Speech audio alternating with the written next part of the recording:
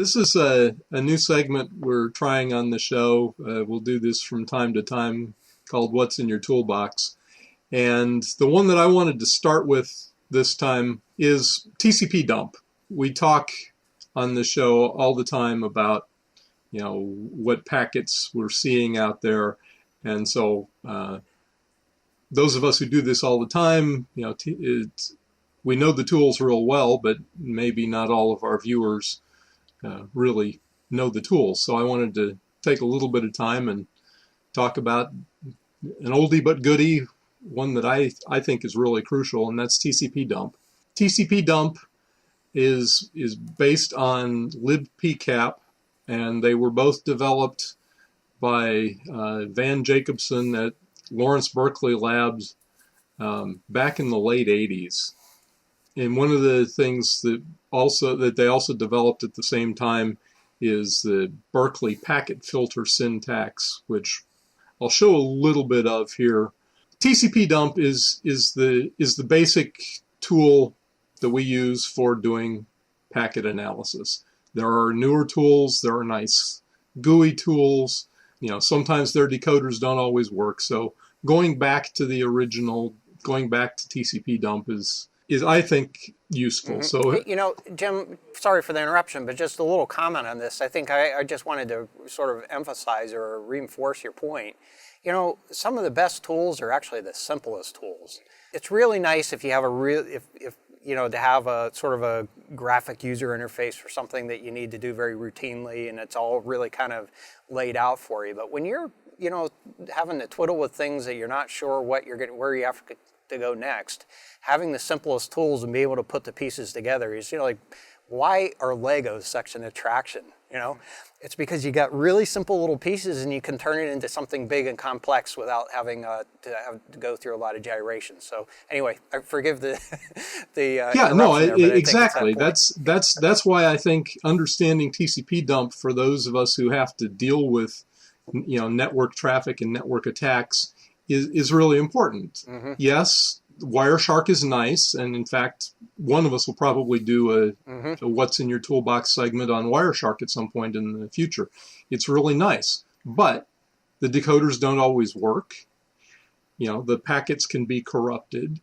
It's nice to be able to go back and be able to pull all the pieces out yourself and figure out what's really going on in the packets. So what I've got up on the screen at the moment is an example of a packet dump. I'll show a few of the switches and explain what's going on here a little bit better. I did mention previously the Berkeley packet filter syntax is a way of filtering what's in the capture down to just the specific things you want. Like, for example, the capture that I've got up on the screen here now, I'm just capturing the packets that are either coming from or going to the host with the IP address 192.168.10.101. You've got all kinds of machines chattering back and forth over the wire. Well, this zeroes in on some of the specific traffic you're interested in. In this case, traffic either coming from or going to a particular IP address. Mm-hmm. Or similarly, you can do it to a specific port. In this case, I said port 53. This would get me UDP traffic on port 53, TCP traffic on port 53. If you wanted to be more specific, you could actually say UDP port 53, and that would only give you the UDP. The Berkeley packet filter syntax is very rich, allows you to pull out specifics of different parts of the packet. You can look at specific fields in the IP header, in the TCP or UDP header, and so forth. When I am using it looking for details, I like to use the -X switch. What the X switch does is it will show you the entire content of the packet in both hex and ASCII where there is an ASCII, where the character is ASCII printable. So, for example, what I've got highlighted in red here is the hex representation on the left and the ASCII representation on the right. There are times when the contents of the packet are not something that's ASCII printable. Well, then you need to look at the hex side, but I can find things a lot more quickly on the ASCII side if there's some readable ASCII there. So, the -X switch is nice. One of the other things I wanted to highlight here is this shows the entire packet from the IP header through the contents of the packet. And so what I've highlighted in red here is the start of the IP header. And then here in the green is the actual source IP address of the packet in question here. When I'm digging into weird packet captures, sometimes I will go into the hex if I don't necessarily trust how it's been decoded by whatever program I'm dealing with. So this I just wanted to show this. The SANS Institute has put together 2 really nice PDF flyers. If you're interested in analyzing packets in detail, it shows the layout of the IP header, the ICMP, TCP, UDP, whatever, both IPv4 and IPv6. So I've got links for those later on. The next 2 switches here are the NN. The first N tells TCP dump not to do a reverse DNS lookup and just give me the IP address. The second N says not to do the lookup in the etc services file for the ports and just leave the raw port number in there. By default, I'll always use NN. I'd rather see the raw numbers rather than generating a DNS lookup that may time out, if my lab doesn't have internet connectivity, or if it does, may give the bad guys a hint that I'm looking at their traffic. So the R switch here tells TCP dump to read from a PCAP file, one that's already been captured someplace else. The alternative is you can use the -I switch and tell it to listen on an interface on whatever machine you're trying to do the packet capture from. You can actually also use the -W switch to write to a PCAP file, which is useful if you want to read from a bigger PCAP file, use a Berkeley packet filter syntax to narrow it down and write the results out into another PCAP file. You can use the -R and the -W switch together. And then finally, the -C switch here says just look at 5 packets and then quit. That's also a useful switch sometimes. Since TCP dump came along, though, there are a lot of tools that are built on libpcap that can read PCAP files, write PCAP files. So I'm going to deviate a little bit and go a little bit beyond just TCP dump.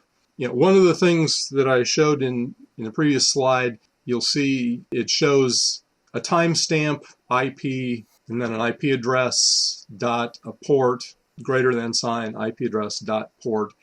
And TCP dump will do a little bit of decoding of the packet. So we know that's a UDP packet.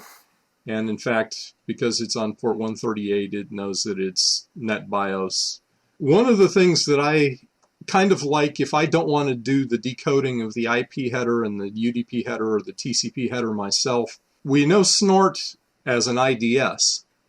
But I kind of like to use it as a packet analyzer sometimes too, because it will do the decoding and break all the fields of the IP header and the UDP header out for me. I decided to throw that on this slide. It's circled down here in red. You see the timestamp just like we saw before, the IP address, source port, IP address, destination port, the fact that it's UDP. Then we'll see stuff from the IP header here. The time to live field is decoded for us. The TOS field is decoded for us. The IP ID field is decoded. And it also gives you both the hex and the ASCII representations of the contents of the packet. I used Snort this way a lot before the -X switch came into being on TCP dump. I actually don't use it that much anymore, but I thought it was useful to show that there are a lot of other tools out there that use libpcap and can be used, in conjunction with TCP dump. In fact, one of them I wrote myself, a Perl script. There's an existing tool called ngrep that is like grep on a Linux system, lets you look for packets that contain a certain string. The problem is the version of ngrep that is out there on the internet doesn't do IPv6. So I created my own Perl script.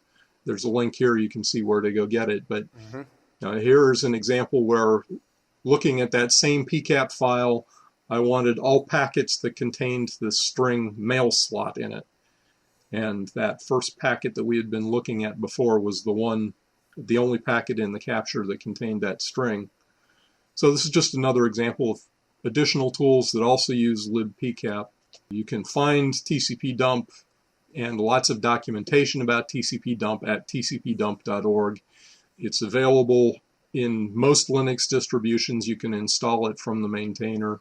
There's a Windows version available called WinDump that has a few limitations but works pretty much like the Linux version. So that's just a quick intro to one of the tools that I find really handy when dealing with network stuff. I know you guys have all used TCP dump. Are there any features there that I should have mentioned that I didn't in the quick intro? Nothing that's screaming at me, Jim, but I think I think you really got the message across here. Good job on that. And I think it's good to get some of this some information about what the basic tools are out for folks that perhaps haven't had the opportunity to go in and do guru level packet analysis like some of us have had the experience of doing.